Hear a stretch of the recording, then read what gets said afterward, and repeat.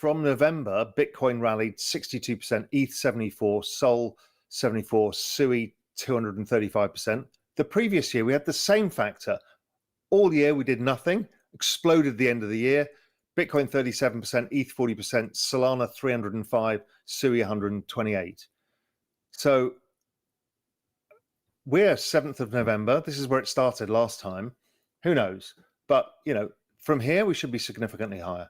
According to industry observers, the cryptocurrency market may be in a holding pattern before the next stage of price formation, potentially allowing institutional capital to extend the historical 4-year cycle.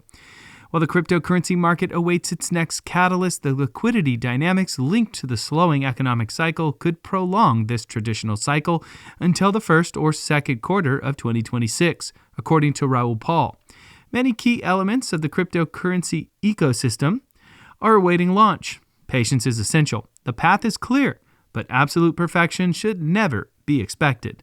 Paul uses the economic cycle indicator as a macroeconomic model to track the current phase of the global economic cycle.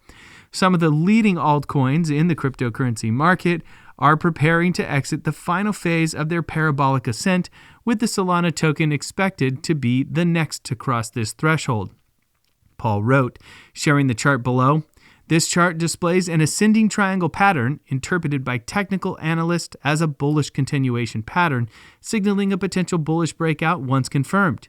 Following Solana, Sui will be the next altcoin to gain momentum, following by Dogecoin, Doge, once the major cryptocurrencies, excluding the top 10, also tracked as others, will start to rally," predicted Paul.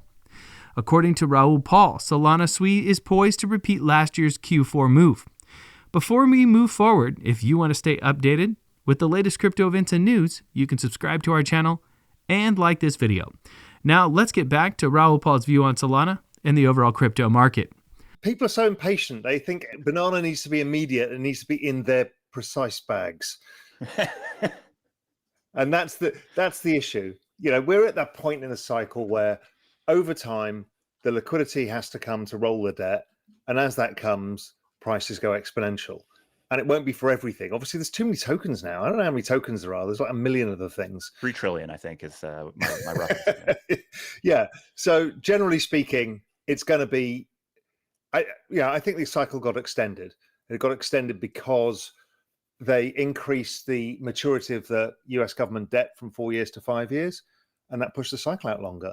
And so that's why the business cycle has been subdued, like Main Street's not participating, but Wall Street has.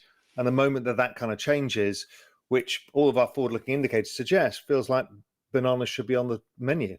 The main driver of crypto prices, NASDAQ, everything is global liquidity. It's like the amount of money central banks create in the system, whether it's through the banking system itself or whether it's through other mechanisms like the QE or things like the Treasury General Account. So that is the liquidity. That explains 90% of all Bitcoin's price action, which is fascinating. Paul stated that Bitcoin's traditional 4-year market cycle has now extended to 5 years, with the next peak expected around the second quarter of 2026. His analysis links this shift to a structural change in global debt maturities, lengthening the typical economic cycle by approximately 1 year. Paul explained that government debt maturities increased from 4 to 5 years between 2021 and 2022. He indicated that this change has effectively extended the global economic cycle, which Bitcoin's price fluctuations have historically reflected. According to him, the current trend replicates a 5.4-year sine wave, corresponding to the weighted average maturity of global debt. Paul emphasized that the current cycle's delay is due to high interest rates, which have hampered liquidity growth. He noted that while Wall Street has benefited from asset inflation, the real economy has faced tighter financial conditions.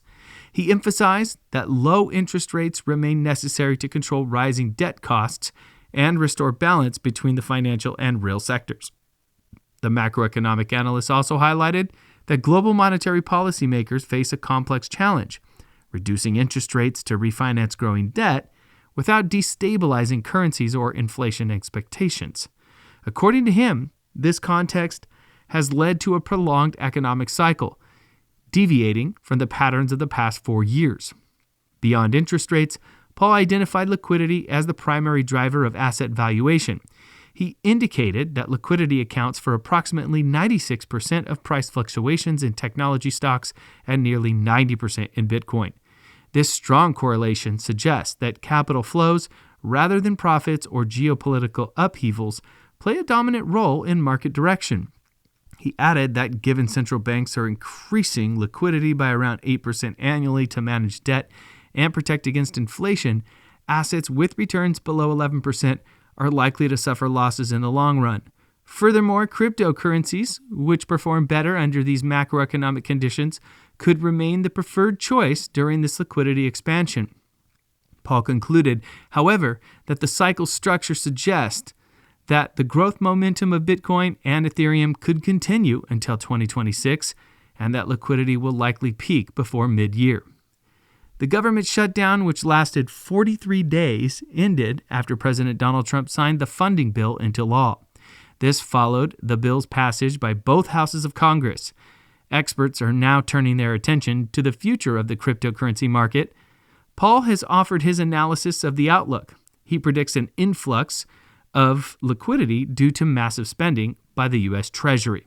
According to him, this increase in liquidity will persist for several months and will affect the dollar, as well as all financial markets.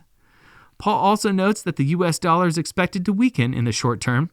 The expansion of the Treasury's balance sheet could exert downward pressure on the dollar. This balance sheet expansion is expected to influence market dynamics and impact the cryptocurrency market.